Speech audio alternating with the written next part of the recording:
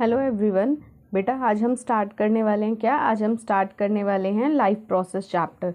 Life process chapter बेटा आपके class 10 संकल्प बैच का चैप्टर है। मेरे एमएस ट्यूटोरियल पर 2 बैचेस चल रहे हैं, पहला संकल्प बैच, दूसरा उद्गम बैच। उद्गम बैच बेटा क्लास 9th के लिए है, ठीक है, और ये लाइफ प्रोसेस हमारा संकल्प बैच का है।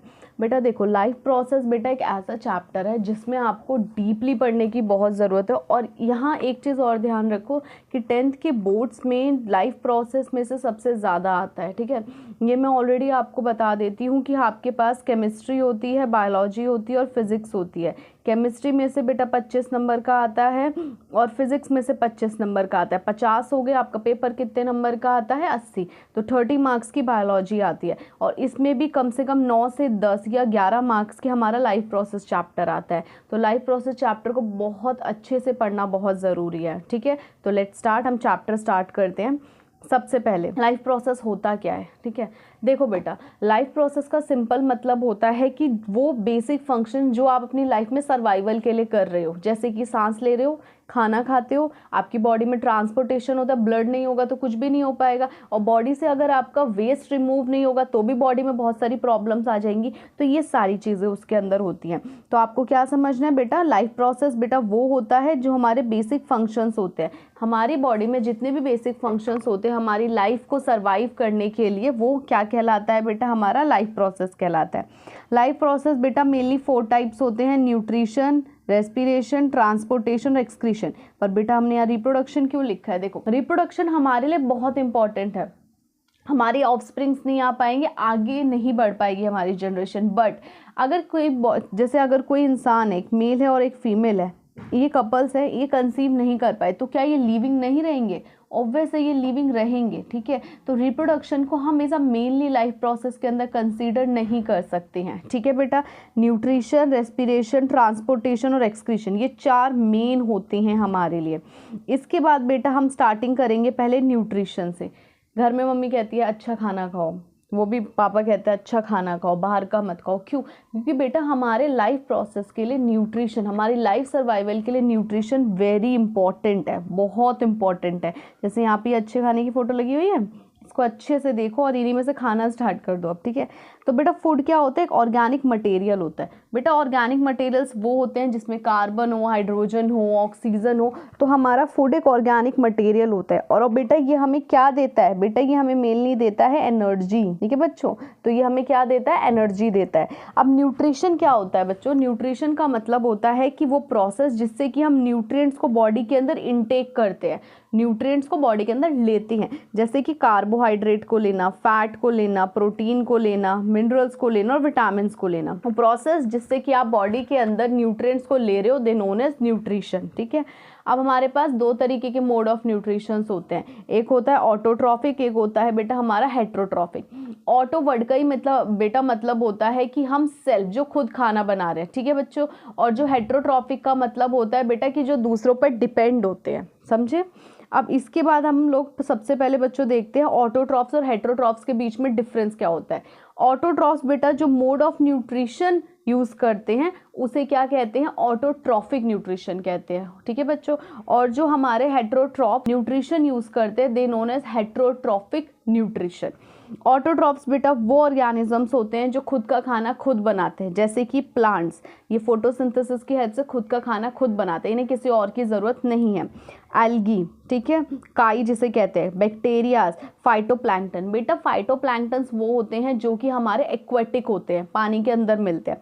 हेट्रोट्रॉफ्स को बेटा कंज्यूमर्स भी कहा जाता है, जिससे साफ पता चल रहा है कि कंज्यूमर्स को जो कंज्यूम कर रहे हैं और ये दूसरों पर डिपेंड होते हैं फॉर देयर फूड, ठीक है। जिनमें हम भी आते हैं, हम दूसरों पर डिपेंड है, मतलब कि हम प्लांट्स पे डिपेंड है। अगर वो हमें सब्जियां नहीं देंगे, फ्रूट्स नहीं देंगे, ऑयल नहीं देंगे तो हम खाना नहीं बना सकते, ठीक है। तो इसमें एनिमल्स आते हैं, ह्यूमंस आते हैं, फंगाई, प्रोटोजोआ और मोस्ट द बैक्टीरियाज आते हैं। अब हमने ऑटोट्रॉफ्स और हेट्रोट्रॉफ्स के बारे में तो पढ़ लिया, पर अब हेट्रोट्रॉफ्स के टाइप भी होते हैं, ठीक है। हेट्रोट्रॉफ्स के टाइप में बेटा मेनली आता है हमारा होलोजोइक न्यूट्रिशन, सेप्रोफिटिज्म और पैरासिटिज्म। इसको बहुत ध्यान से पढ़ने की जरूरत है, एक एक करके पढ़ते हैं, चलो ठीक है, लेट्स स्टार्ट। होलोजोइक न्यूट्रिशन बच्चों वो होता है जिसमें आप खुद का एग्जांपल लो, आप रोटी को लेते हो, बाइट करते हो, खाते हो और वही हमारा जो सॉलिड पार्टिकल होता है वही हमारे माउथ में, चूई हो के चबा चबा के हम लोग अंदर ले लेते हैं, स्टमक में डाइजेशन होता है, सब कुछ होता है।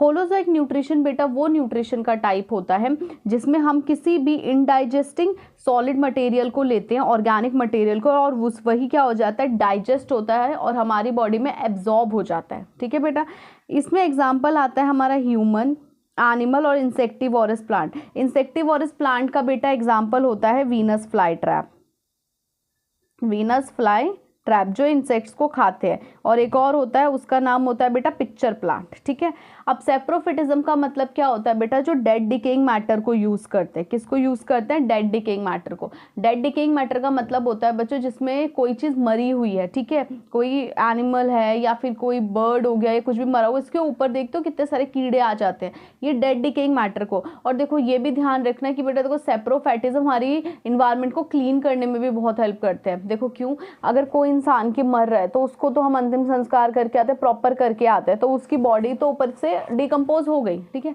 पर अब वही है, कोई एनिमल मर गया तो उसको लोग इतना नहीं देख रहे। ठीक है, अगर वो एक्सेप्ट कि वो पेट नहीं है, तो अब उसको डाइजेस्ट करने के लिए, चींटी मर गई, कोई कीड़ा मर गया, चूहा मर गया, उसको डाइजेस्ट करने के लिए कोई तो होना चाहिए, तो वो सेप्रोफाइट्स होते हैं जो कि सेप्रोफिटिज्म यूज़ करते हैं। जैसे कि हमारे जो जितने भी, जैसे तुम देखो चींटी हैं, कोई मक्खी मर गई, कोई मर गई, उस पर चींटी आके खाने लगती है, उसको सेप्रोफिटिज्म होता है। अब आता है बेटा पैरासिटिज्म। पैरासिटिक क्या होता है बेटा, ये वो होते हैं जो कि एक लिविंग बीइंग के अंदर रहकर उसका खाना लेते हैं। जैसे कि ये कोई पैरासाइट है, अब ध्यान रखो जिसके अंदर वो रहकर खाना लेता है उसे बेटा हम होस्ट कहते हैं। ठीक है, यहाँ से एक पैरासाइट है, वो इसकी बॉडी में जाके रहने लगा और इसी के न्यूट्रिएंट्स को लेने लगा, तो ये पैरासिटिज्म कहलाता है। जैसे लीस हो गया, टेप वर्म हो गया, फ्लीज हो गया, जैसे वो देखते हो जुएं हो जाती हैं किसी के सर में, तो क्या करते हैं, हमारी बॉडी से ब्लड को सक करती है। ठीक है, अब इसके बाद बेटा न्यूट्रिशन इन प्लांट पढ़ते हैं। न्यूट्रिशन इन एनिमल्स में हमने प्रोड्यूसर्स और कंज्यूमर्स को देखा, हम न्यूट्रिशन इन प्लांट्स के अंदर देखते हैं। अब एनिमल्स हम देख चुके हैं। न्यूट्रिशन इन प्लांट बेटा जो ऑटोट्रॉफ्स होते हैं वो खुद का खाना खुद बनाते हैं, और हम सब ने बहुत पहले से पढ़ रखा है, उस प्रोसेस को हम लोग फोटोसिंथेसिस कहते हैं। फोटोसिंथेसिस का मतलब लाइट की हेल्प से खाना बनाना, फोटोज इन सेंस लाइट, और सिंथेसिस का मतलब कुछ बनाना, तो लाइट की हेल्प से। अब लाइट कहाँ से मिल रही है, सनलाइट से। पहले बेटा आप लोग इसकी ना इक्वेशन देखो। ठीक है, देखो यहाँ क्या होता है, प्लांट कार्बन डाइऑक्साइड को यूज़ करता है, 12 वाटर के मॉलिक्यूल्स को यूज़ करता है, लाइट। ठीक है, और यहाँ पर बेटा एक चीज़ जो बहुत इंपॉर्टेंट होती है वो होता है बेटा क्लोरोफिल।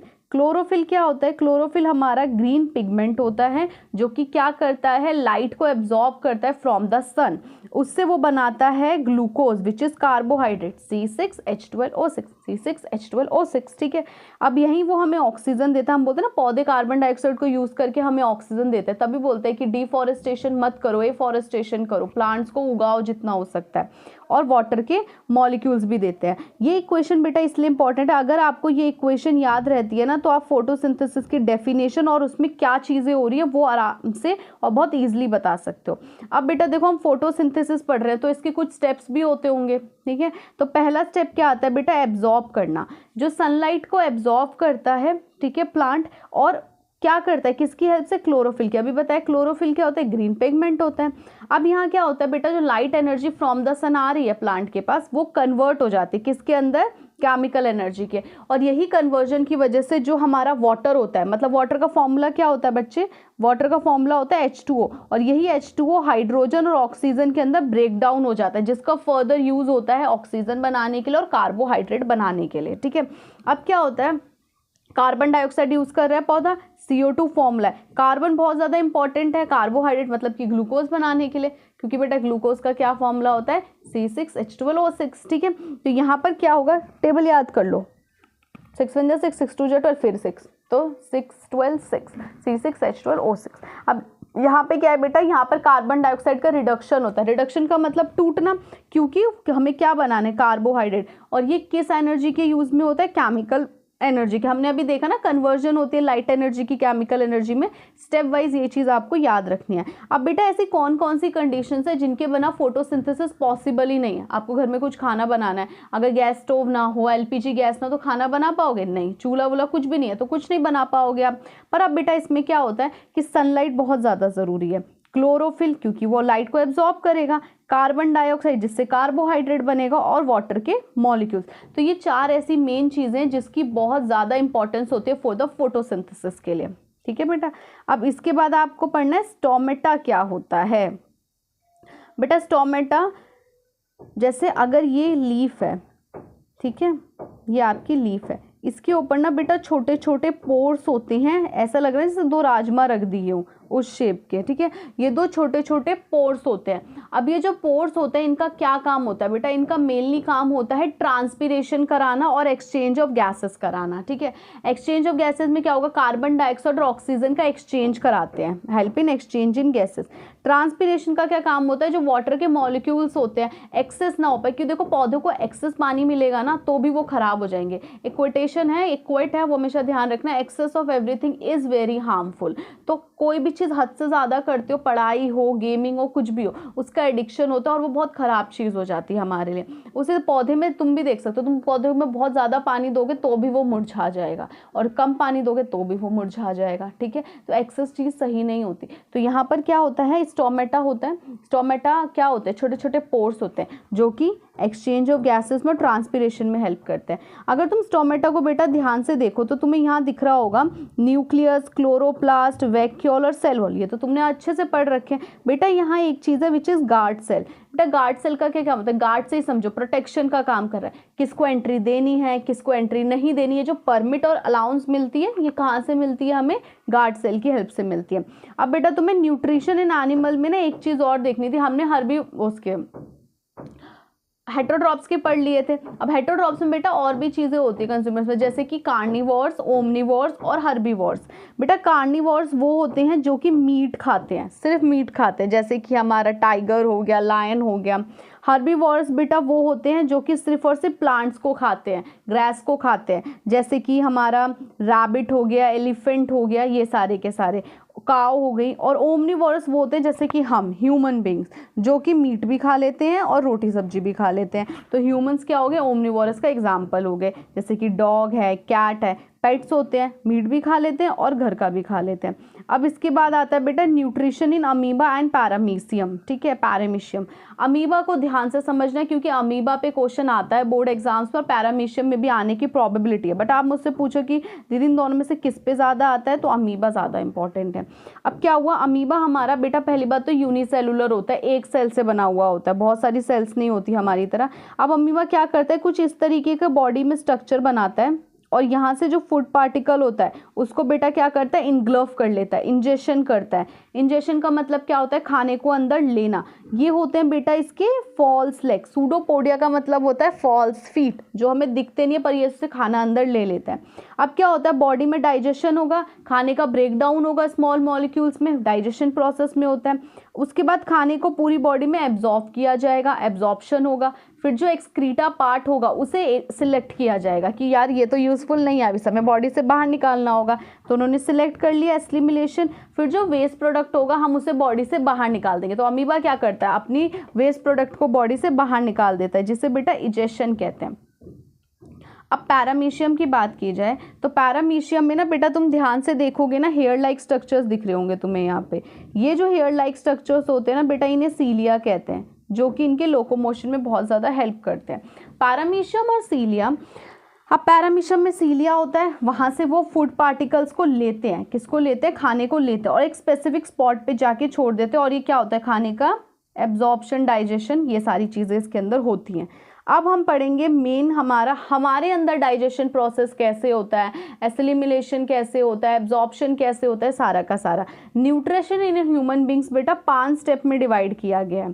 पहला आई, दूसरा डी, फिर ए और फिर ई। इसे कहते हैं एडाई। एडाई इसका निमोनिक है जो तुम्हारे लिए इजीली लर्निंग के लिए अच्छा रहेगा। आई मतलब इजेशन, डी मतलब डाइजेशन, ए मतलब एब्जॉर्प्शन, एक और ए मतलब एसिमिलेशन, और ई मतलब इजेशन। ठीक है बेटा, ये चीज़ होती है। अब हम स्टार्टिंग करेंगे सबसे पहले इजेशन से। पहले इसे एक शॉर्ट में समझो, ठीक है, ट्रायल देखो फिर हम मूवी देखेंगे। इजेशन का मतलब होता है बेटा सिंपल क्या करना, खाने का इंटेक करना, ठीक है, खाने को लेना। डाइजेशन का क्या मतलब होता है, उस पूरे के पूरे कॉम्प्लेक्स को ब्रेक डाउन कर देना, ठीक है। एब्जॉर्प्शन का मतलब होता है डाइजेस्टेड फूड जो है उसका न्यूट्रिएंट्स पूरी बॉडी में मूव कराना। एसिलिमिलेशन का मतलब होता है उस खाने का यूटिलाइजेशन करना, यूज होना। और इजेशन का मतलब होता है उस पार्ट का जो हमारा एक्सक्रीटरी पार्ट है, जो कि वेस्ट है, हमारी बॉडी के लिए यूजफुल नहीं है, उसे बॉडी से बाहर निकालना। अब हम सबसे पहले बेटा स्टार्टिंग करेंगे माउथ से। माउथ से क्या हो रहा है, सबसे पहले हम खाने को क्या करते हैं, अपने माउथ में लेते हैं, होल फूड को इनटेक करते हैं, इंजेक्शन करते हैं। टीथ क्या करता है, उसे बेटा च्यू करता है और ग्राइंड करता है, खाने को ग्राइंड करता है। जैसे मिक्सी में हमें कोई चीज़ पीसनी है तो मिक्सी में क्या डालोगे, सामान डालोगे और थोड़ा सा पानी डालोगे। जो पानी का काम होता है ना वो हमारे माउथ में बेटा हमारे सलाइवरी ग्लैंड्स करते हैं। क्या करते हैं ये सलाइवरी ग्लैंड्स, हमें ना क्या देते हैं, सलाइवा देते हैं, सलाइवा को सिक्रेट करते हैं, जिससे कि हमारे माउथ में थोड़ी सी बोल सकते हो ना कि थोड़ा पानी आता है, जिसकी वजह से च्यू करना, मूवमेंट करना इजी होता है। अब तो आप पूछोगे मूवमेंट कौन करता है दीदी, तो बच्चों मूवमेंट काम करता है टंग। और हमें टेस्ट कैसे आता है, हम खट्टी चीज़ खा रहे हैं, कड़वी चीज़ खा रहे हैं, मीठी चीज़ खा रहे हैं, इसका टेस्ट भी हमें कौन देता है, टंग देती है। और खाने को अंदर की तरफ पुश करना, ठीक है, या फिर स्वेलो करना, ये भी कौन देता है, करवाता है, टंग करवाता है, ठीक है। सबसे पहले क्या होता है, माउथ से ही डाइजेशन स्टार्ट हो जाता है। माउथ में सबसे पहले स्टार्च का ब्रेकडाउन होता है बेटा किसके अंदर, शुगर के अंदर, with the help of salivary amylase. ये याद रखना, ये एंजाइम है सलाइवरी एमिलेज, जिसकी हेल्प से स्टार्च किस में कन्वर्ट होता है, शुगर में। अब पढ़ना ईसोफेगस। अब यहाँ तुम ना ध्यान से देखो, पहले मैं तुम्हें एक शॉर्ट में बताती हूँ, इस वाले डायग्राम को ध्यान से देखना, ठीक है। यहाँ क्या हो रहा है बेटा, ठीक है, अब देखना ध्यान से, यहाँ क्या हो रहा है, माउथ में खाना लिया, माउथ के बाद बेटा ये आपको दिख रहा है, ये है बेटा ईसोफेगस। ईसोफेगस हम इसे फूड पाइप भी कहते हैं। यहाँ क्या होता है, खाने को ना ये पाथ देता है कहाँ तक जाने के लिए बेटा, ये हमारा स्टमक जो जे शेप का होता है, ऐसे कहते हैं ये जे शेप का होता है, ठीक है। तो जे शेप में जाने के लिए, स्टमक में जाने के लिए ये हमें पाथ देता है। उसके बाद बेटा ये जाता है हमारे स्मॉल इंटेस्टाइन के अंदर, ओके, ये दिख रहा है, स्मॉल इंटेस्टाइन के अंदर जाता है। फिर स्मॉल इंटेस्टाइन में ये ओपनिंग है इनटू द लार्ज इंटेस्टाइन, फिर ये किसके अंदर जाता है, लार्ज इंटेस्टाइन में। स्मॉल इंटेस्टाइन में हमारा पेनक्रियाज भी वर्क करता है और लीवर भी वर्क करता है, वो भी हम डिटेल में पढ़ेंगे। उसके बाद लार्ज इंटेस्टाइन के बाद ये रेक्टम और एनस दिख रहा है, यहाँ से फिर हमारा जो एक्सक्रीटा पार्ट होता है, जैसे यूरिन और फीसेस को थ्रो करना, वो किया जाता है, ठीक है। ये आपको समझ आया। अब हम इसे थोड़ा सा एक्सप्लेनेशन के साथ पढ़ते हैं। अब देखो ईसोफेगस का बेटा क्या काम होता है, माउथ से जो खाना है उसे कहाँ तक लेके जाना, स्टमक तक, ठीक है। अब वो स्टमक तक लेके जाएगा तो वहाँ पर ना बेटा एक मूवमेंट होती है। तुम अपने अभी ना क्या करो, गले पे टच करो और ना जैसे कुछ पानी सटको या खाना सटको, तो एक ना मूवमेंट होती है ऊपर की तरफ, ठीक है, और एक नीचे की तरफ। ये जो मूवमेंट होती है इसे कहते हैं हम लोग पेरिस्टल्टिक मूवमेंट। कॉन्ट्रैक्शन और एक्सपेंशन होना किसका, ईसोफेगस का, इसे कहा जाता है पेरिस्टल्टिक मूवमेंट। अब इसके बाद बेटा हम नेक्स्ट, हमारा पाथवे हुआ, हमें रोड मिल गई जाने का, वो मिल गया, पाथ मिल गया। अब मुझे पहुंचना कहाँ था, मेरा डेस्टिनेशन प्लेस था स्टमक, तो खाने को डेस्टिनेशन प्लेस तक पहुंचा दिया ईसोफेगस ने, वो था हमारा स्टमक। अब स्टमक में बेटा क्या होता है, गैस्ट्रिक ग्लैंड्स होते हैं जो क्या रिलीज करते हैं बेटा, गैस्ट्रिक जूस। यही गैस्ट्रिक जूस हमारे मेनली डाइजेशन में हेल्प करते हैं। इसमें आता है बेटा, इसको भी याद रखो, PHM, ठीक है। PHM का क्या काम होता है, पेप्सिन। पेप्सिन का क्या काम होता है, पेप्सिन प से समझ लो, पेप्सिन और प्रोटीन। तो सबसे पहले किसका ब्रेकडाउन होगा, प्रोटीन का ब्रेकडाउन होगा, ठीक है। तो इसे प्रोटीन को छोटे छोटे टुकड़ों में डिवाइड कर दिया जाता है। इसके बाद आता है बेटा आपका HCl। HCl का क्या काम होता है, हाइड्रोक्लोरिक एसिड। हाइड्रोक्लोरिक एसिड एक बहुत हार्मफुल एसिड है, बट वो हमारे स्टमक के अंदर हम लोग रखते हैं। अब इतने हार्मफुल एसिड को रखने के लिए प्रोटेक्शन चाहिए, स्टमक में प्रोटेक्ट करता है म्यूकस। म्यूकस क्या करती है, जो स्टमक की इनर लाइनिंग होती है उसमें होती है, और ये क्या करती है, HCl से हमारे स्टमक को प्रोटेक्ट करती है। अब देखो पेप्सिन और HCl में रिलेशन है। HCl क्या करता है बेटा, पेप्सिन को ना एसिडिक मीडियम देता है, जिसकी वजह से पेप्सिन अपना काम बहुत आसानी से कर पाता है, समझे। इसके बाद पेप्सिन का काम हो गया प्रोटीन का ब्रेकडाउन करना, HCl का ना एसिडिक मीडियम देने के अलावा बेटा एक और काम होता है, वो काम होता है इसका किल द जर्म्स, याद रखना, ठीक है। ये जर्म्स को भी किल करता है, हमारे स्टमक में अगर कोई जर्म्स है ये उसे भी किल करता है। अब हम लोग, हमारा स्टमक का काम खत्म हो गया, अब मुझे नेक्स्ट प्लेस पर जाना है और मेरा नेक्स्ट प्लेस है बेटा स्मॉल इंटेस्टाइन। अब स्मॉल इंटेस्टाइन में बेटा हमारे ना एंजाइम्स होते हैं। एंजाइम्स क्या होते हैं, ये कैटालिटिक प्रॉपर्टी शो करते हैं। अब तुम पूछोगे दीदी कैटालिटिक प्रॉपर्टी क्या होती है, तो बेटा कैटालिटिक प्रॉपर्टी का मतलब होता है जो कि रिएक्शंस में क्या करते हैं, इंक्रीज करने में हेल्प करते हैं। तो ये डाइजेशन को इंक्रीज करने में हेल्प करते हैं। जैसे कि यहाँ पर क्या होता है, कार्बोहाइड्रेट का कन्वर्जन होता है, फैट का कन्वर्जन होता है और बेटा प्रोटीन का कन्वर्जन होता है। ठीक है, यहाँ पर जो हमारा कार्बोहाइड्रेट होता है, कार्बोहाइड्रेट को किसके अंदर कन्वर्ट किया जाता है बेटा, यहाँ पर कार्बोहाइड्रेट को कन्वर्ट किया जाता है ग्लूकोज के अंदर। ग्लूकोज का फॉर्मूला बताया था ना, C6H12O6, 6 का टेबल याद कर लो, याद हो जाएगा, C6H12O6। और जो फैट होता है, फैट बेटा हमारा फैटी एसिड के अंदर और ग्लिसरॉल के अंदर कन्वर्ट किया जाता है। ठीक है, और प्रोटीन को उसकी स्मॉलेस्ट यूनिट अमाइनो एसिड के अंदर कन्वर्ट किया जाता है। तो ये चीज़ आपको बेटा अच्छे से ध्यान रखनी है कि कौन सी चीज़ कहाँ पर किस चीज़ में कन्वर्ट हो रही है। ठीक है, सबसे पहले प्रोटीन का कन्वर्जन स्टमक में होता है, देन स्मॉल इंटेस्टाइन में। अब मैंने कहा था ना कि स्मॉल इंटेस्टाइन में लीवर और पेनक्रियाज भी हेल्प करते हैं। पहली चीज़ सुनो, ये अगर मेरा स्मॉल इंटेस्टाइन है तो स्मॉल इंटेस्टाइन में बेटा कुछ इस तरीके के स्ट्रक्चर्स होते हैं, इन्हें हम लोग कहते हैं फिंगर लाइक स्ट्रक्चर्स, जिसे हम विलाई कहते हैं, फिंगर लाइक प्रोजेक्शन। इसका क्या काम होता है, ये सरफेस को कर देता है इंक्रीज। स्मॉल इंटेस्टाइन से ये मत समझना कि ये स्मॉल होता है, ये लार्जेस्ट होता है, बस इसका स्ट्रक्चर कुछ ना इस तरीके से होता है। ये ना स्टमक में कुछ ऐसे मुड़ मुड़ के मिलता है। मैं बहुत बड़ा पाइप है, मैंने उसे मोड़ के डाल दिया, तब तो वो छोटा लगेगा, पर मैं उसे खोल दूंगी तो वो बहुत लंबा हो जाता है। ठीक है, तो फिंगर लाइक प्रोजेक्शन का क्या काम होता है, सरफेस एरिया को इंक्रीज कर देना ताकि एब्जॉर्प्शन डाइजेस्टेड फूड का ब्लड के अंदर बहुत ईजिली हो पाए। ठीक है, इसके बाद बेटा स्मॉल इंटेस्टाइन में ना सिक्रेशंस आती हैं, लीवर से भी आती हैं और पेनक्रियाज से भी आती हैं।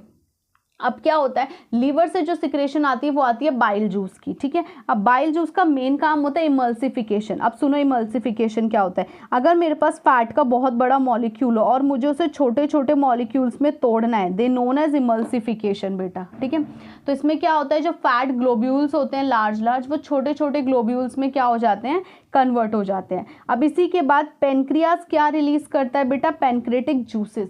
अब यही जो पैनक्रेटिक जूसेस होते हैं, इनमें 3 होते हैं, ट्राइप्सिन, लाइपेज और एमिलेज। जो हमारा ट्रिप्सिन होता है उसका काम होता है प्रोटीन को पेप्टोन्स में कन्वर्ट करना। लाइपेज का काम होता है फैट को फैटी एसिड और ग्लिसरॉल में कन्वर्ट करना। और एमिलेज का काम होता है किसका, कार्बोहाइड्रेट का डाइजेशन करना। ठीक है बच्चे, अब इसके बाद हमारा आता है बेटा लार्ज इंटेस्टाइन। लार्ज इंटेस्टाइन का क्या काम होता है, अब मेरा खाना डाइजेस्ट हो गया, अब इसके बाद मेरा क्या प्रोसेस था, एब्जॉर्प्शन का। तो यहाँ पर जो एब्जॉर्प्शन होती है एक्सेस वाटर की, वो कहाँ होती है बेटा, लार्ज इंटेस्टाइन के अंदर होती है। उसके बाद जितना भी वेस्ट प्रोडक्ट होता है उसे कलेक्ट किया जाता है और उसे थ्रू द एनस एक्सक्रीट कर दिया जाता है। ठीक है, इस डायग्राम को ध्यान से देखो। ठीक है, इसको सेम डायग्राम है, ये आपके सपोर्ट का ही डायग्राम है। इसमें देखो सबसे पहले माउथ है, वही बक्कल कैविटी, जबड़ा जो पूरा होता है हमारा पूरे माउथ के एरिया को बक्कल कैविटी। फिर ईसोफेगस से हमारा स्टमक के अंदर जाएगा। एक चीज़ और ध्यान रखना बेटा, बाइल जूस कहाँ स्टोर होता है, गॉल ब्लैडर के अंदर स्टोर होता है। ठीक है, और बेटा बाइल जूस ना हमें बेसिक मीडियम भी देता है। अब तुम खुद ध्यान से सुनो, अगर मैंने कोई ऑब्जेक्ट लिया, उसे एसिड में डुबो के बाहर निकाल दिया, तो क्या उसके अंदर एसिड के पार्टिकल्स नहीं रहेंगे बेटा, उसके अंदर एसिड के पार्टिकल्स रहेंगे। अब क्या होता है कि वो एसिडिक मीडियम को प्रोटेक्ट करने के लिए स्टमक के पास तो म्यूकस है, पर क्या सबके पास म्यूकस है, नहीं है। ठीक है, तो वहीं इसलिए हमें अल्कलाइन मीडियम में कन्वर्ट करना होता है। तो ये काम कौन करता है बेटा, वो काम बाइल जूस करता है। ठीक है, एक बार जल्दी से गो थ्रू हो जाते हैं। माउथ मतलब बक्कल कैविटी में, उसके बाद ईसोफेगर पेरिस्टल्टिक मूवमेंट करता है, खाने को नीचे पहुंचाता है। फिर यहाँ से स्टमक में पीएचएम होता है, पीएचएम मतलब पेप्सिन, हाइड्रोक्लोरिक एसिड और म्यूकस। पेप्सिन का क्या काम होता है बेटा, प्रोटीन का कन्वर्जन करना। HCl का काम होता है एसिडिक मीडियम देना। म्यूकस का क्या काम होता है, HCl से प्रोटेक्ट करना। इसके बाद बेटा हम लोग आते हैं स्मॉल इंटेस्टाइन में। स्मॉल इंटेस्टाइन में बहुत सारे इंटेस्टियल एंजाइम्स होते हैं जो कि कन्वर्जन करते हैं वो। ठीक है, अब इसमें हमारा पेनक्रियाज पैनक्रेटिक जूसेस रिलीज करता है और लीवर क्या देता है, बाइल जूस देता है। अब बाइल जूस का क्या काम होता है बेटा, बाइल जूस का काम होता है हमें अल्कलाइन मीडियम देना और अल्कलाइन मीडियम के साथ साथ हमें क्या देना, इमल्सिफिकेशन ऑफ फैट देना। ठीक है बेटा। अब आता है हमारा लार्ज इंटेस्टाइन, खाना मेरा डाइजेस्ट हो गया, अब एब्जॉर्व करना, उसके न्यूट्रिएंट्स को ब्लड के अंदर पहुंचाना, ठीक है, ये सारा काम हो गया। अब आता है लार्ज इंटेस्टाइन। लार्ज इंटेस्टाइन में एक्सेस का जो वाटर होता है उसका एब्जॉर्प्शन होता है, और क्या काम होता है, जितना भी वेस्ट प्रोडक्ट होता है उसे कलेक्ट कर देते हैं और थ्रू द एनस रिमूव कर देते हैं। अपेंडिक्स का बेटा कोई भी काम नहीं होता। ठीक है। अब हम पढ़ेंगे बेटा रेस्पिरेशन। क्या पढ़ेंगे बेटा, रेस्पिरेशन। रेस्पिरेशन का बेटा मेनली क्या काम होता है, रेस्पिरेशन और ब्रीदिंग दो प्रोसेस है, पर एक फिजिकल प्रोसेस है और दूसरा बेटा बायोकेमिकल प्रोसेस है। ब्रीदिंग का क्या काम है, इस लड़की को देखो, सिर्फ और सिर्फ ऑक्सीजन ले रही है, कार्बन डाइऑक्साइड छोड़ रही है, इनहेल करना, एक्सहेल करना। ठीक है, तुम भी करो, तुम्हें थोड़ा अच्छा लगेगा पढ़ते पढ़ते। ब्रीदिंग और रेस्पिरेशन, ब्रीदिंग का बेटा सिंपल काम होता है ऑक्सीजन लेना, कार्बन डाइऑक्साइड को रिलीज कर देना। बट बेटा रेस्पिरेशन का क्या काम होता है, रेस्पिरेशन का बेटा काम होता है एनर्जी जो मिल रही है उसे फ्रॉम मतलब फूड को ऑक्सीडाइज करके उसमें से एनर्जी को लेना इन द फॉर्म ऑफ बेटा ATP which is adenosine triphosphate. Breathing बेटा एक फिजिकल प्रोसेस है, रेस्पिरेशन एक हमारा बायोकेमिकल प्रोसेस है। ठीक है। ब्रीदिंग लंग्स के अंदर होती है और यहाँ पर ये लंग्स के साथ साथ माइटोकॉन्ड्रिया में भी होती है, क्योंकि हमने एनर्जी की बात की और mitochondria is the power house of the cell, वही एटीपी रिलीज करता है which is energy currency of the cell. अब यहाँ पर क्या होता है, यूटिलाइज होती है एनर्जी फ्रॉम द फूड और यहाँ पर एनर्जी को रिलीज किया जाता है क्या, ऑक्सीडेशन करके, किसका, फूड का। अब इस वाले डायग्राम को ध्यान से देखना। पहले हम लोग एक्सक्रीशन इसमें पढ़ने से पहले हम क्या देखेंगे कि ये पूरा स्ट्रक्चर कैसा है। ठीक है। अब यहाँ पर तुम अगर ध्यान से देखो तो यहाँ तुम्हें दिखेगा कि ये हमारा नेसल पैसेज यहाँ से जा रहा है। ठीक है। अब नेसल पैसेज के बाद ये हमारी माउथ कैविटी है और यहाँ पर फेरिंग्स है, लैरिंग्स है, ट्रैकिया, बीच में पाइप आ जाता है ट्रैकिया, फिर यहाँ पे रिंग्स ऑफ कार्टिलेज होते हैं। ये एक बच्चे ने एक बार मुझसे, मैं पढ़ा रही थी, उस बच्चे ने मुझसे आके पूछा, दीदी एक डाउट है कि यहाँ पर ना एक side he rings of cartilage क्यों होता है। बुद्धू, एक साइड रिंग्स ऑफ कार्टिलेज नहीं होता, अगर दो साइड लंग्स है तो दोनों साइड रिंग्स ऑफ कार्टिलेज है, बट यहाँ पर वो शो इसलिए नहीं किया गया क्योंकि अगर दोनों साइड रिंग्स ऑफ कार्टिलेज दिखा देंगे तो फिर अंदर के पार्ट्स ईजिली नहीं दिखा पाएंगे, समझे। तो यहाँ रिंग्स ऑफ कार्टिलेज प्रोटेक्शन के लिए होता है, लंग्स होते हैं, ये हमारे रिब्स होते हैं और ये डायाफ्राम। डायाफ्राम में ना बच्चे बहुत कंफ्यूज होते हैं पर मैं अभी आपको बहुत ईजिली बताऊंगी। ठीक है। इसके बाद डायाफ्राम बेटे, ये जो हमारा ट्रैकिया होता है ना, ट्रैकिया में पहले जैसे ये मेरी ब्रांच जा रही थी, यहाँ से एक और ब्रांच निकल गई, तो ये ब्रांच मेरी होती है बेटा किसकी, ब्रोंकाई की। उसके बाद वही मेरी ना ब्रांच होती है, ये जैसे ब्रांच थी, अब यही मेरी ब्रांच छोटे छोटे टुकड़ों में और टूट गई, वो कहते हैं हमारे ब्रैंकियोल्स। और ब्रैंकियोल्स की यहाँ पर ना एक बेटा बैलून लाइक स्ट्रक्चर होता है, उसे हम लोग कहते हैं बेटा एल्वियोली, और एल्वियोली का बहुत इंपॉर्टेंट काम होता है, ये अभी हम पढ़ेंगे। ठीक है बच्चे पार्टी, तो इसको थोड़ा सा मर्ज कर देते हैं आप और अब आगे चलते हैं। अब रेस्पिरेशन होने के लिए हमने क्या बोला, खाने के अंदर क्या था बेटा, ग्लूकोज, और ग्लूकोज जो हमारा खाने के अंदर ग्लूकोज था, अब उस ग्लूकोज का ब्रेकडाउन होगा विच मीन्स ऑक्सीडेशन होगा, और ऑक्सीडेशन होके हमें क्या मिलेगी, energy in the form of ATP. ठीक है। तो ब्रेकडाउन ऑफ ग्लूकोज में क्या होता है, यहाँ पे शुगर के मॉलिक्यूल्स होते हैं, शुगर इन सेंस ग्लूकोज, और 6 का टेबल याद रखो, 6 12 6 6H12O6 ग्लूकोज। अब ग्लूकोज का क्या होता है, यहाँ पर आप ध्यान से देखोगे 6 कार्बन के मॉलिक्यूल्स हैं, वहीं साइटोप्लाज्म में जाकर ये पायरुविक एसिड में चेंज हो जाते हैं। पायरुविक एसिड में सिर्फ 3 कार्बन बचते हैं और एटीपी मिलती है, एनर्जी। ठीक है। इसके बाद ना बेटा ये हमारे 3 पाथवे में कन्वर्ट हो जाता है, पहला प्रेजेंस, दूसरा एब्सेंस, तीसरा लैक। ठीक है।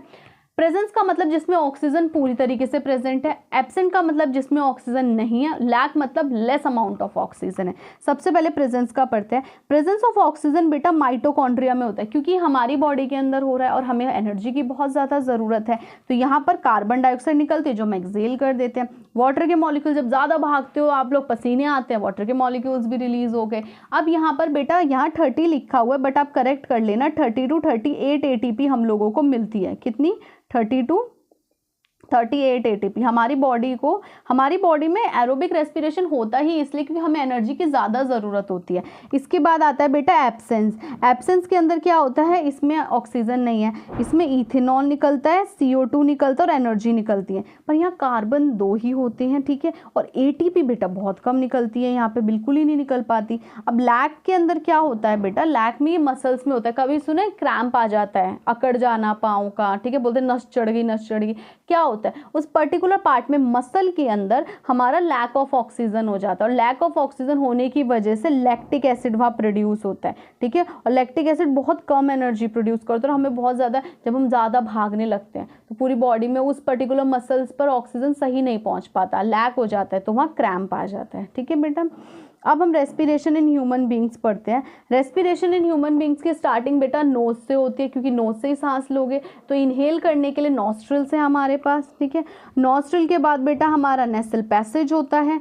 नेसल पैसेज के बाद अंदर की पूरी जो कैविटी होती है जहाँ पे हेयर लाइक स्ट्रक्चर्स होते हैं, ठीक है, वो हमारा नेसल पैसेज होता है। अब पूछते हैं बच्चे मेरे से कि दीदी हेयर्स की क्या ज़रूरत है, नोज़ के अंदर बाहर हेयर्स तो दिख रहे हैं, नोज़ के अंदर हेयर्स की क्या ज़रूरत है। देखो बेटा सुनो, अगर आपके पास घर में बहुत गंदगी है, ठीक है, तो उसे प्रोटेक्ट करने के लिए कुछ तो होना चाहिए ना। तो अब यहाँ पर क्या है, हमारे नोज़ में हम इनहेल कर रहे हैं, इतने सारा आजकल कितना पॉल्यूशन है, डस्ट पार्टिकल्स है, तो नोज़ पे जो डस्ट पार्टिकल्स होते हैं उन्हें पकड़ने के लिए कौन होता है, हेयर्स होते हैं, जो कि उन्हें अंदर लंग्स तक नहीं जाने देते। फारिंग्स आता है, लैरिंग्स आता है, ट्रैकिया मैंने बताया था ना, ये पार्ट आ जाता है, फिर वो यहाँ पर ऐसे बट जाता है, ठीक है। अब जो अंदर लंग्स के अंदर पहुँचते हैं वो होते हैं ब्रोंकाई, ये होता है ब्रोंकाई, इसे ही छोटा डिवाइड कर दो तो ब्रोंकियोल्स बन जाता है। वहीं पर मैंने तुम्हें कहा था कि अगर मैं इसे छोटा डिवाइड कर दूंगी तो यहाँ पर एक बैलून लाइक स्ट्रक्चर होता है जिसे बेटा क्या कहते हैं, एल्वियोली कहते हैं, ठीक है। और वहीं एल्वियोली के बाद छोटी ब्लड कैपिलरीज आती हैं। अब सबसे पहले हम इनहेलेशन और एक्सहेलेशन के बीच में डिफरेंस देखते हैं। इनहेल करना, सांस लेना, एक्सहेल करना, सांस छोड़ना। तो इनहेलेशन में क्या होता है, हमारी चेस्ट कैविटी एक्सपैंड हो जाती है बेटा, ठीक है, ऐसे फूल जाती है, बोलते ना हो जाना, छाती चौड़ी हो जाना, वैसे टाइप। एक्सहेलेशन में कॉन्ट्रैक्ट हो जाता है। इसमें हमारी लिप्स जो होती है ना, इनहेल करते तो लिफ्ट अप हो जाती है, इसमें मूव डाउनवर्ड्स। पर डायाफ्राम क्या होता है, अब देखो बच्चों को क्या लगता है, अगर मैं सांस ले रही हूँ तो मेरा डायफ्राम ऊपर की तरफ आना चाहिए, नहीं, जब मैं सांस लेती हूँ तो मेरा डायफ्राम रिलैक्स करता है, ठीक है, बिकम फ्लैट, और जब मैं सांस छोड़ती हूँ तो बेटा वो डोम शेप का बन जाता है, ऊपर की तरफ हो जाता है। अब साफ बात है, मैं सांस लूंगी तो वॉल्यूम इंक्रीज होगी लंग्स में, मैं सांस छोड़ दूंगी तो वॉल्यूम डिक्रीज हो जाएगी, ठीक है बच्चे। इसके बाद हम पढ़ते हैं एरोबिक और एनारोबिक रेस्पिरेशन का क्या मतलब होता है। एरोबिक और एनारोबिक रेस्पिरेशन दो तरीके की रेस्पिरेशंस होती हैं। एरोबिक रेस्पिरेशन जिसमें ऑक्सीजन प्रेजेंट है, और एनारोबिक जिसमें ऑक्सीजन प्रेजेंट नहीं है, एब्सेंस है। तो एरोबिक में ग्लूकोज का ब्रेकडाउन होता है कार्बन डाइऑक्साइड में और वाटर में, और यहाँ पर ग्लूकोज का ब्रेकडाउन होता है इथेनॉल मतलब इथाइल अल्कोहल में, कार्बन डाइऑक्साइड और एनर्जी के अंदर। इसमें एनर्जी हमें 38 ATP तक मिलती है, इसमें से 2 ATP तक की एनर्जी मिलती है। Aerobic respiration cytoplasm as well as mitochondria के अंदर होता है, पर एनारोबिक रेस्पिरेशन सिर्फ साइटोप्लाज्म के अंदर होती है, इसमें हमें एनर्जी नहीं मिलती। 2 ATP एनर्जी कहाँ यूज़ करेंगे, कोई यूज़फुल नहीं होती, ठीक है। यहाँ देखो ध्यान से इसको, इंस्पिरेशन मतलब इनहेलिंग कर रहे हैं, यहाँ लंग्स में वॉल्यूम इंक्रीज हो गई, रिब्स क्या हो रहा है, एक्सपैंड हो गया, देखो, ठीक है। और डायाफ्राम क्या हो गया बेटा, मूव्स डाउन, ठीक है। अब पर यहाँ पर देखो ध्यान से, वॉल्यूम डिक्रीज हो रही है, रिब्स केज रिट्रैक्ट हो गए, देखो ये पहले फूल गया था, अब ये इतना हो गया, और उसके बाद ये डोम शेप का आ गया। ये वाला डायग्राम याद रखना, आप बिल्कुल भूल ही नहीं पाओगे। अब इसके बाद हम एक्सचेंज ऑफ गैसेस पढ़ते हैं between the alveoli, blood and tissue. अब यहाँ क्या होता है, हमारे इन्वायरमेंट में ऑक्सीजन है, वही हमने इनहेल किया, ब्लड में पहुँचा, ब्लड में हीमोग्लोबिन है, ठीक है, आरबीसी में। अब आरबीसी में हीमोग्लोबिन है, उसके साथ ऑक्सीजन बहुत अच्छे रिश्ते हैं उसके, बाइंड हो गया, फिर ऑक्सीजन कहाँ रिलीज हुई, एल्वियोली के अंदर, पूरी की पूरी बॉडी में फैल गई। पर अब कार्बन डाइऑक्साइड भी तो बॉडी से निकालनी है। अब क्या होता है, कार्बन डाइऑक्साइड जो हमारी ब्लड के अंदर होती है, डिजोल्व फॉर्म में होती है, वो वहाँ से एलोवेलर सैक से रिलीज होती है, और फिर थ्रू द नॉस्ट्रल्स हम उसे बाहर निकाल देते हैं। बेटा एक क्वेश्चन बहुत पूछा जाता है कि जो एक्वेटिक ऑर्गेनिजम्स होते हैं उनका ब्रीदिंग रेट हमसे ज़्यादा क्यों होता है। तो बेटा जो एक्वेटिक ऑर्गेनिजम्स होते हैं वो लोग ना, जो उनके पानी में ऑक्सीजन डिजोल्व फॉर्म में होता है उसे यूज़ करते हैं। तो हमारे इन्वायरमेंट में तो बहुत ज़्यादा अमाउंट में, पूरे इन्वायरमेंट में फैला हुआ है, तो यहाँ पर क्या वो ज़्यादा अमाउंट में चीज़ें होती है तो हम आराम से ले सकते हैं जब हमारा मन है, पर जब कोई चीज़ कम अमाउंट में तो हमें जल्दी जल्दी लेना पड़ेगा ताकि वो ख़त्म ना हो जाए। तो एक्वेटिक एनिमल्स डिजोल्व फॉर्म में ऑक्सीजन यूज़ करते हैं फॉर द रेस्पिरेशन। ये चीज़ आप लोगों को ध्यान रखनी है। अब रेस्पिरेशन इन प्लांट्स पढ़ते हैं। रेस्पिरेशन इन प्लांट्स मतलब प्लांट्स में भी तो रेस्पिरेशन होनी चाहिए। पहले हम ऑलरेडी एक चीज़ पढ़ चुके हैं विच इज़ स्टोमेटा। स्टोमेटा क्या होता है बेटा, हमारी पत्तियों पे छोटे छोटे पोर्स होते हैं जो कि एक्सचेंज ऑफ गैसेस का काम करती हैं। ये वाला डायग्राम अगर तुम लोग ध्यान से देखो तो लेंटिकल्स दिख रहे हैं, ठीक है, इससे भी एक्सचेंज होता है, रेस्पिरेशन होता है प्लांट्स में। और होता है बेटा surface of roots. Surface of roots की हेल्प से भी यहाँ पर क्या किया जाता है, रेस्पिरेशन किया जाता है। तो 3 तरीके जिससे प्लांट रेस्पायर करता है, सांस लेता है और छोड़ता है। अब आता है बेटा ट्रांसपोर्टेशन। ये बहुत ज़्यादा इंपॉर्टेंट है ह्यूमन बींग्स, और बच्चे इसमें बहुत कंफ्यूज होते हैं क्योंकि इसमें हार्ट का स्ट्रक्चर आ जाता है, ठीक है। तो यहाँ पे ट्रांसपोर्टेशन इन ह्यूमन बींग्स में आपको क्या समझना है, ट्रांसपोर्टेशन ह्यूमन बींग्स में पूरी बॉडी में क्या फैला हुआ है, ब्लड की कॉम्पोजिशन क्या होती है बेटा, ब्लड की कॉम्पोजिशन होती है प्लाज्मा जो 55 या तो मोस्टली 90% पाया जाता है। वाइट ब्लड सेल्स होते हैं, वाइट ब्लड सेल्स के साथ प्लेटलेट्स और आरबीसी होती हैं, ठीक है। ये सारे के चारों चीज़ें मिलकर किसका कॉम्पोजिशन करती है, ब्लड का कॉम्पोजिशन करती है। दिख रहा हो, ये आरबीसी कितनी सुंदर लग रही है, ये वाइट डब्ल्यूबीसी, और ये जो है फैला हुआ है, जो ऐसे करके फैला हुआ है ना, ये बेटा क्या है आपका, प्लेटलेट्स है। अब इनको पढ़ते हैं। देखो सुनो, इसको पढ़ने से पहले मैं आपको एक चीज़ बताना चाहती हूँ। प्लाज्मा का क्या काम होता है, इन तीनों चीज़ों को कंटेन करके रखता है फ्लूइड करने में। वाइट ब्लड सेल्स बेटा क्या काम करते हैं, वाइट ब्लड सेल्स हमारे ना सोल्जर्स होते हैं जो हमारी बॉडी को डिजीज़ से क्या करते हैं बेटा, प्रोटेक्ट करते हैं। प्लेटलेट्स का क्या काम होता है, ये हमारी बॉडी में फिब्रोजिन रिलीज करता है। अब फिब्रोजिन का क्या काम होता है, जैसे अगर आपके हाथ है, हाथ में कट लग गया तो बीच में यहाँ पर जो उसकी कवरिंग कराएगा, उसको वोंड को हील कराएगा, उसका काम प्लेटलेट्स का होता है। आरबीसी बेटा, इसमें हीमोग्लोबिन होता है जो ऑक्सीजन के साथ बाइंड करता है और ट्रांसपोर्टेशन में हेल्प करता है, ठीक है बच्चे।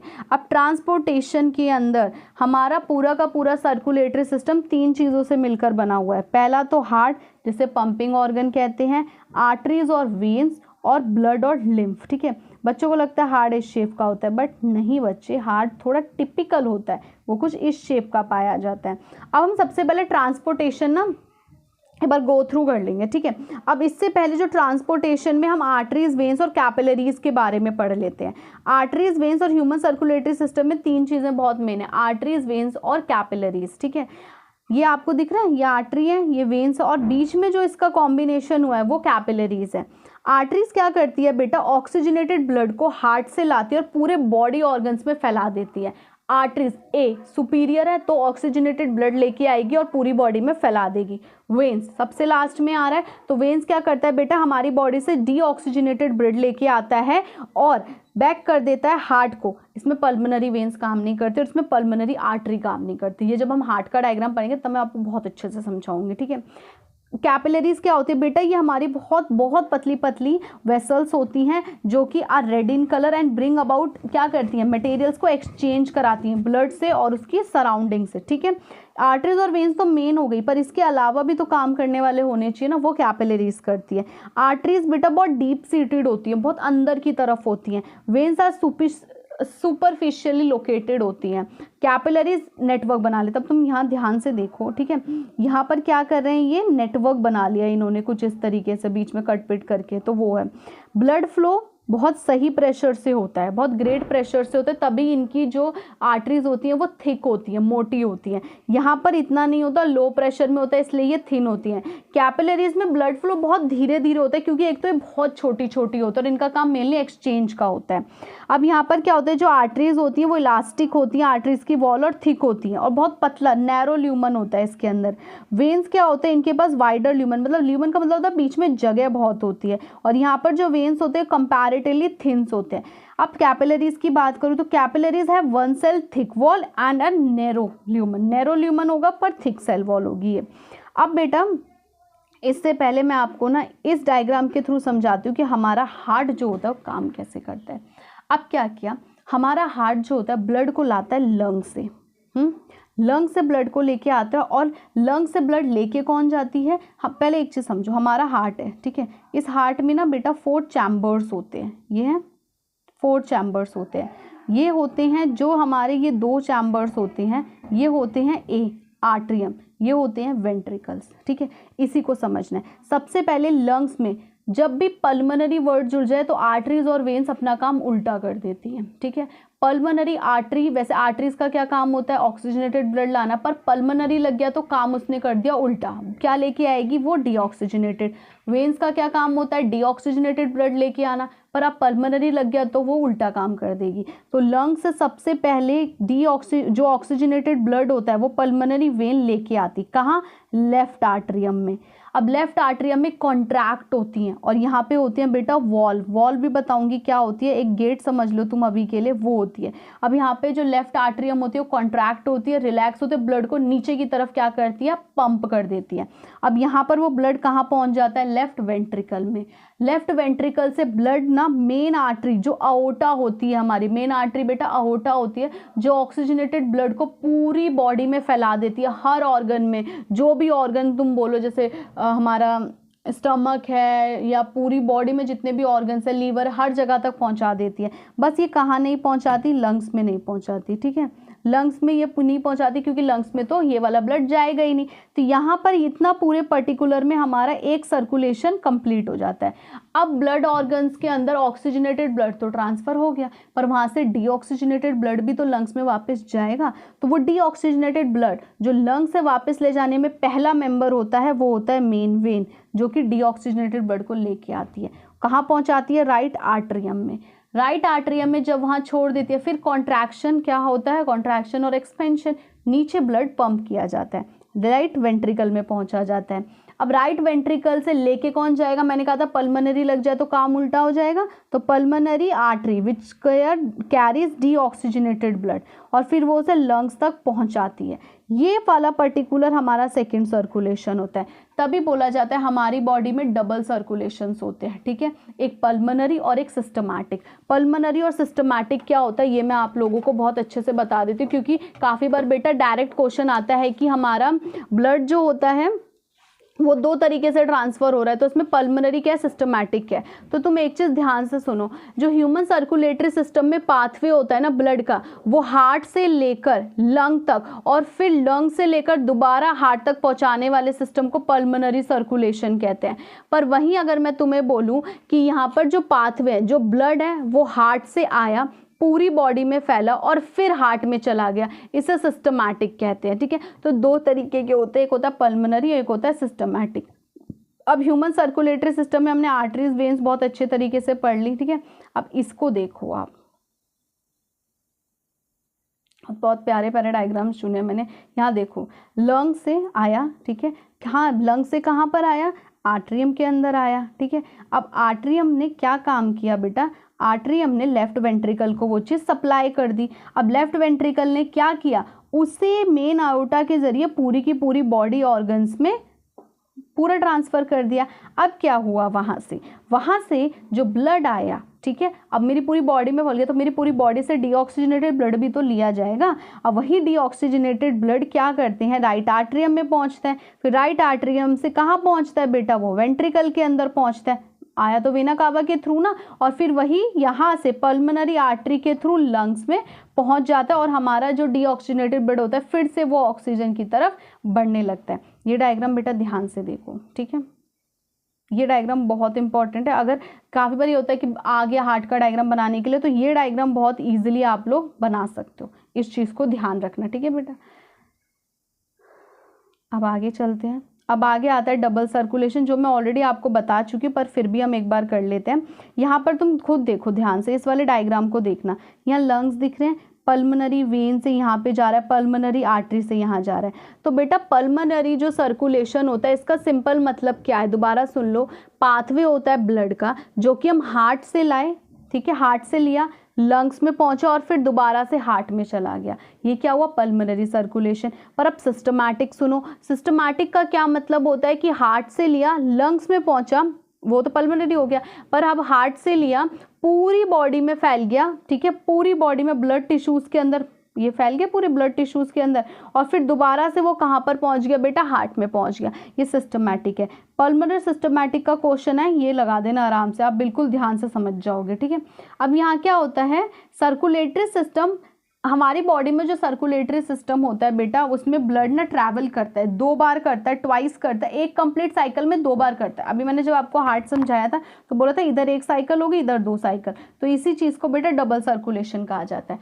अब हमारा हार्ट तो 4 चैम्बर्ड है, पर सारे के सारे एनिमल्स 4 चैम्बर्ड नहीं होते, कुछ 3 होते हैं, कुछ 2 होते हैं। जो 3 चैम्बर्स होते हैं बेटा, इसमें इनकम्प्लीट डिवीजन होने की वजह से ना मिक्सिंग हो जाती है, जो कि क्या होता है, रिड्यूस कर देता है एनर्जी को, और ये मेनली फिशेज में होता है, रिड्यूस कर देता है एनर्जी को। और एक चीज़ और ध्यान रखना, फिशेज में बेटा क्या होता है, सिंगल सर्कुलेशन होता है, क्योंकि फिशेज क्या होती है, 2 चैम्बर्ड होती हैं।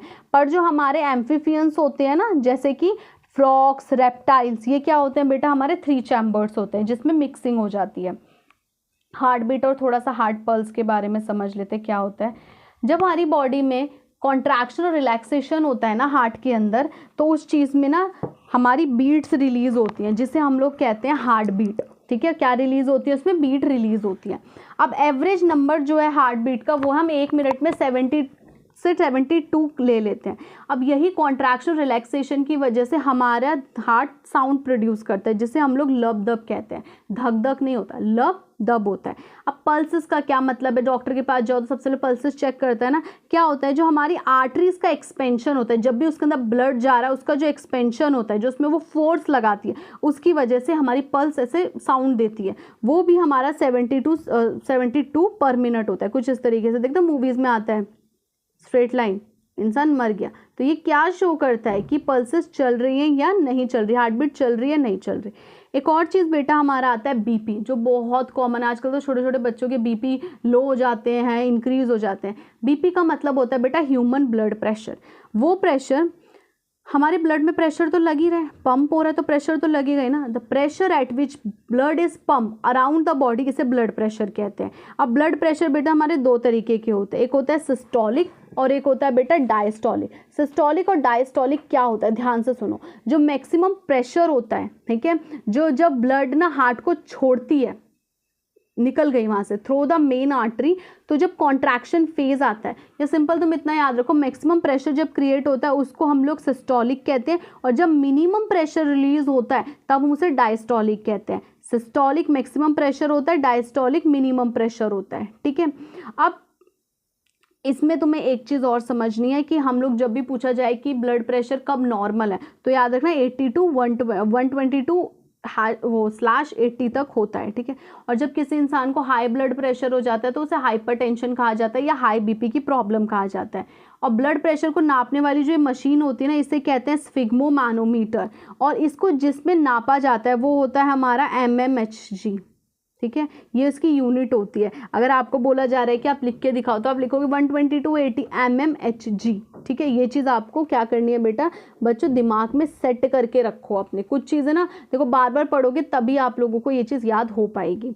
अब इसके बाद हम लोग चलते हैं ह्यूमन लिम्फेटिक सिस्टम पे। हमारी बॉडी में हमने आर्टरीज पढ़ी, वेन्स पढ़ी, कैपिलरीज पढ़ी, पर बेटा एक और चीज़ होती है जो हमारे लिए बहुत इंपॉर्टेंट है, वो होता है बेटा हमारा लिम्फेटिक सिस्टम।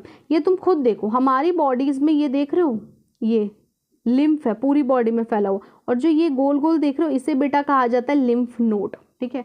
तो हमारा वो सिस्टम जिसमें टाइनी छोटे छोटे ट्यूब्यूल्स होते हैं, इसे लिम्फ कहा जाता है, और लिम्फ नोड्स कहा जाता है जो वहाँ पे है। अब ये क्या करता है, बॉडी में ट्रांसपोर्ट करता है एक लिक्विड को, जिसे हम लोग लिम्फ कहते हैं। और लिम्फ का क्या काम होता है बेटा, ये ना एक स्पेशल टाइप के नोड्स कंटेन करता है, उसमें स्पेशल टाइप के सेल्स होते हैं जिसे हम लोग लिम्फोसाइट्स कहते हैं। लिम्फोसाइट्स का क्या काम होता है, हमारी बॉडी को किससे प्रोटेक्ट करना, डिजीज से प्रोटेक्ट करना, हमारे इन्फेक्शन से लड़ाई करना, इसका मेन काम होता है। लिम्फ क्या करता है, किल करता है जर्म्स को, रिमूव करता है वेस्ट प्रोडक्ट को, और हमारे लिए डाइजेस्टिव फैट को एज अ न्यूट्रिटिव प्रोसेस भी कैरी करके चलता है। समझे बच्चे। अब आता है transportation in plant. Transportation plant में 2 ही होते हैं, जाइलम मतलब जल, फिलम मतलब फल, ठीक है। जाइलम और फिलम क्या काम करते हैं, जाइलम का काम होता है बेटा पानी का ट्रांसपोर्ट करना, और फिलम का काम होता है बेटा किसका, खाने का ट्रांसपोर्ट करना। अब तुम यहाँ पहले एक बार डायग्राम से देखो, जाइलम ना बेटा पानी सिर्फ एक डायरेक्शन में लेके जाता है, यूनिडायरेक्शनल, पर फिल्म लीफ से लेकर ऊपर की तरफ और नीचे की तरफ दोनों की तरफ लेके जाता है, तभी इसे हम बाई डायरेक्शनल कहते हैं। जाइलम और फिल्म दोनों में चार चार चीज़ें कंसिस्ट होती हैं। जाइलम में ट्रैकियार्ड्स, वेसल, जाइलम पैरेन्काइमा और जाइलम फाइबर। और फिल्म के अंदर क्या होता है, sieve tube, companion cell, phloem parenchyma और फिल्म फाइबर। ठीक है, अब इसमें बेटा क्या होता है, जो हमारा जाइलम है, ठीक है, जाइलम के अंदर मेनली जो काम होता है, tracheids, vessels and xylem fibres dead होते हैं, पर ध्यान रखना जाइलम पैरेन्काइमा अकेला लिविंग होता है। Sieve tube, companion cell and phloem parenchyma living होते हैं, पर फिल्म फाइबर डेड होता है, ये ध्यान रखना। ठीक है, ये क्या करता है, जाइलम मैकेनिकल सपोर्ट देता है और पानी का कंडक्शन करवाता है। और ये क्या करता है, मैकेनिकल टिश्यू नहीं होता, ये कोई मैकेनिकल सपोर्ट नहीं देता, बस ये क्या करता है, हमारे ऑर्गेनिक सॉल्यूट मतलब कि खाने का ट्रांसपोर्ट कराता है। जाइलम जनरली क्या करता है, जो पानी होता है उसे ऊपर की तरफ प्रेस करता है, ताकि क्योंकि रूट्स में है, रूट से पानी ऊपर की तरफ जा रहा है जाइलम की हेल्प से। पर फिल्म में क्या होता है कि दोनों की तरफ करता है, मतलब एक इस तरफ भी और एक इस तरफ भी, क्योंकि खाना बेटा बनता है लीफ में और लीफ नीचे की साइड नहीं होती, तो ये नीचे की साइड भी जाता है और खाना ऊपर की साइड भी जाता है। ठीक है, ट्रांसपीरेशन प्रोसेस हमने स्टोमेटा में सुना था। ट्रांसपीरेशन प्रोसेस का क्या मतलब होता है, वाटर वेपर्स का लॉस होना, वाटर वेपर्स का एक्सचेंज होना फ्रॉम द एरियल पार्ट। अब एरियल पार्ट उड़ने वाला नहीं, एरियल पार्ट है, अगर तुम खुद देखो ये पौधा है, यहाँ से पत्तियां निकल रही हैं, तो ये वाला जो पार्ट होता है बेटा, ये एरियल पार्ट्स होते हैं। ठीक है, जो नीचे से नहीं कनेक्ट है, ऊपर थोड़े से हवा में, उन्हें एरियल पार्ट्स कहते हैं हम लोग। अब इसमें एक और चीज़ तुम देखोगे, ट्रांसपीरेशन का क्या काम होता है, टेम्परेचर को रेगुलेट करना और ट्रांसपीरेशन पुल बनाना, नीचे से पानी को ऊपर की तरफ पुश कराना। और जो लीफ से फूड का ट्रांसपोर्ट होता है डिफरेंट पार्ट्स में, इसे ट्रांसलोकेशन कहते हैं। और बेटा ये क्वेश्चन आता है, ध्यान रखना। ठीक है, ट्रांसलोकेशन किसे कहते हैं, किचन क्या है, किचन से खाना सबके पास पहुंच रहा है डाइनिंग टेबल तक। ठीक है, जहाँ जहाँ वो बैठे हैं वहाँ खाना पहुंच रहा है, तो जो ट्रांसफर ऑफ फूड होता है from leaves to different parts, इसे ट्रांसलोकेशन कहते हैं। अब इसके बाद हमारा लास्ट टॉपिक जो है लाइफ प्रोसेस का, वो एक्सक्रीशन है। एक्सक्रीशन में एक ही मेन टॉपिक है जो बच्चों को नहीं समझ में आता, वो हम ध्यान से पढ़ेंगे। अब एक्सक्रीशन का क्या मतलब है, हमारी बॉडी से रिमूव करना, किसको, वेस्ट प्रोडक्ट को। तो सबसे पहले मैं प्लांट्स का पढ़ाऊंगी, देन हम एनिमल्स का करेंगे। ठीक है, प्लांट्स में सबसे पहले इसमें भी मेन काम होता है स्टोमेटा का, वेस्ट प्रोडक्ट्स बाहर निकालना। ये देख रहे हो ध्यान से, गम्स, ये बाहर है, ये भी वेस्ट प्रोडक्ट है। पानी का बाहर निकलना एक्सेस का, ये भी क्या है, वेस्ट प्रोडक्ट है, इसलिए एक्सक्रीशन से बाहर निकला। पानी तब वेस्ट प्रोडक्ट बन जाता है जब वो यूजफुल ना हो। ठीक है, अब हम एक्सक्रीशन इन ह्यूमंस पढ़ते हैं। एक्सक्रीशन ह्यूमन में भी एक्सक्रीशन की डेफिनेशन तो बदलेगी नहीं, की वही होगी, टॉक्सिक वेस्ट प्रोडक्ट्स को बॉडी से बाहर निकालना।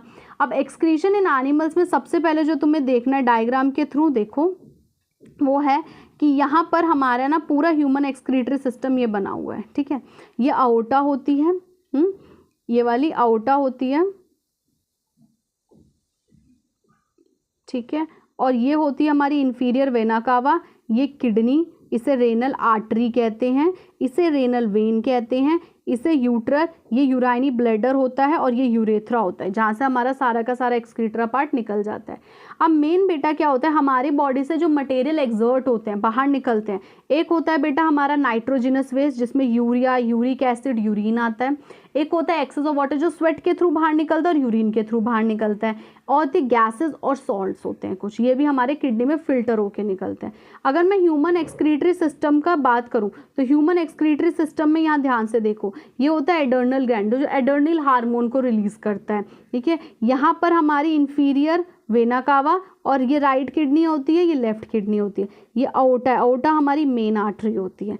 ये होता है हमारा यूरेटर, ये यूरेनी ब्लैडर, जिसका माउथ ओपन तब होता है। ठीक है, और ये ओपनिंग होती है यूरेथ्रा की, यहाँ से हमारा यूरिन बॉडी से बाहर निकल जाता है। पर सबसे पहले जानो कि ह्यूमन एक्सक्रीटरी सिस्टम क्यों इंपॉर्टेंट है, क्यों हो रहा है ये सब काम, क्यों ज़रूरत है क्या इसकी। सबसे पहले तो वाटर का इक्विलिब्रियम मेंटेन करना, एक्सेस ऑफ वाटर बॉडी में ना हो, बहुत कम वाटर पानी मतलब ना बचे। काफ़ी बार क्या होता है, डिहाइड्रेशन की वजह से हमारी बॉडी में सोडियम के आयंस कम हो जाते हैं, जब हम लोग बहुत ज़्यादा वीक फील करने लगते, चल नहीं पाते। एक्स्ट्रा वेस्ट एक्सक्रीट करना वेस्ट प्रोडक्ट को, यूरिया, यूरिक एसिड बहुत हार्मफुल है, हम इन्हें बॉडी के अंदर नहीं रख सकते। पॉइजनस सब्सटेंस को, कुछ ऐसे आयंस होते हैं, सॉल्ट्स होते हैं जिन्हें हम बॉडी में नहीं रख सकते, उन्हें रिमूव करना। ब्लड प्रेशर को रेगुलेट करना और बॉडी में से डिटॉक्सिफाई करना, मतलब कि टॉक्सिक सब्सटेंस को बॉडी से बाहर निकालना। ये चीज़ हम पढ़ चुके हैं। एक्सक्रीशन के अंदर एक्सक्रीट में हेल्प करता है, पॉइजनस सब्सटेंस को निकालता है, ब्लड प्रेशर को रेगुलेट करता है। अब आता है यूरिन हम बॉडी से निकाले पर बनता कैसे है। तो यूरिन हमारी हर किडनी के अंदर फिल्ट्रेशन यूनिट होती है जिसे नेफ्रॉन कहा जाता है। क्या कहा जाता है बेटा, उसे नेफ्रॉन कहा जाता है। ठीक है, अब इस नेफ्रॉन का पूरा स्ट्रक्चर हम अच्छे से पढ़ेंगे। पहला क्या होता है, हमारी बॉडी में होती है, हमारे एक्सक्रीटरी सिस्टम में रेनल आर्टरी होती है। रेनल आर्टरी क्या करती है, ऑक्सीजनेटेड ब्लड को लेके आते हैं जिसमें बहुत सारे नाइट्रोजिनस वेस्ट होते हैं। ठीक है, अब यहाँ क्या होता है, जो नाइट्रोजिनस वेस्ट होते हैं उन्हें बॉडी से बाहर निकालना बहुत इंपॉर्टेंट है। तो किडनी में फिल्टर किया जाता है ब्लड को, फिल्टर इनसे सारे के सारे वेस्ट प्रोडक्ट को बॉडी से बाहर निकाला जाता है। फिर इसी की वजह से यूरिन प्रोड्यूस होता है किडनी में, जो कि पास करता है किससे, यूरेटर से। यूरेटर से पास करता है टू द यूरेनी ब्लैडर। यहाँ पर स्पिंचर मसल्स होती हैं। स्पिंचर मसल्स का काम होता है कॉन्ट्रैक्ट करना, एक्सपैंड करना। ठीक है, अब कॉन्ट्रैक्ट और एक्सपैंड का क्या मतलब हुआ, जब हमारा यूरेनी ब्लैडर पूरा भर जाएगा तो वो हमें ना सिग्नल्स देंगे कि हमें वॉशरूम जाने की ज़रूरत है, और फिर हम उसी चीज़ को यूरेथ्रा के थ्रू रिलीज़ कर देते हैं। ठीक है बेटा, एक्सक्रीशन इन एनिमल्स में जो हमारा अमाउंट रीएब्जॉर्ब्ड होता है वो किस किस चीज़ पर डिपेंड करता है कि हमारी बॉडी में कितना एक्सेस ऑफ पानी होगा। अगर पानी होगा तभी यूरिन आएगा, नहीं तो यूरिन नहीं बन पाएगा। यूरिन का कलर भी शो करता है कि हम ज़्यादा पानी पी रहे हैं या कम पानी पी रहे हैं। ठीक है, अगर बहुत ज़्यादा यूरिन येलोइश आ रहा है तो पानी की क्वांटिटी बॉडी के अंदर बहुत कम है, और अगर नॉर्मल वाइटिश या फिर थोड़ा येलोइश आ रहा है तो हमारी वाटर की क्वांटिटी सही है।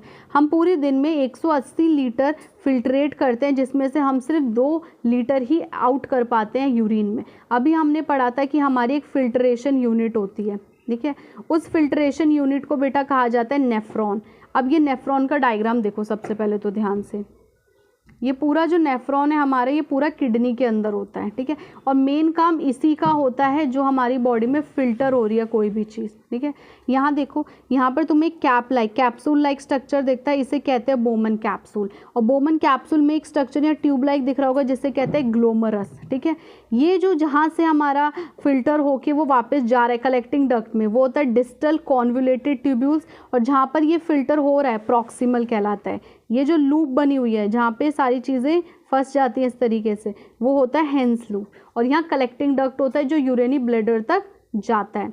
इसके बाद पढ़ते हैं, यूरिन का फॉर्मेशन 3 स्टेप्स में होता है, ग्लोमुलर फिल्ट्रेशन, ट्यूबुलर रीअब्जॉर्प्शन और उसके बाद सिक्रेशन। ठीक है, सबसे पहले ग्लोमुलर फिल्ट्रेशन में क्या होता है, जो भी नाइट्रोजिनस वेस्ट होता है, ग्लूकोज होता है, वाटर होता है और अमाइनो एसिड होता है, वो फिल्टर होता है फ्रॉम द ब्लड। किस में जाता है, ये दिख रहा है आपको, बोमन कैप्सूल, इसके अंदर जाता है। किस में जाता है, बोमन कैप्सूल के अंदर जाता है। अब यहाँ पे रीअब्जॉर्प्शन की बात आती है, जो यूजफुल सब्सटेंस होते हैं उसे फिल्टर के थ्रू रीअब्जॉर्ब कर लिया जाता है, पर बाकी जो नहीं होते हैं उन्हें तो हमें एक्सक्रीट करना पड़ेगा। तो रीअब्जॉर्ब करके मेन प्रोडक्ट्स को हम लोग बाहर निकाल लेते हैं।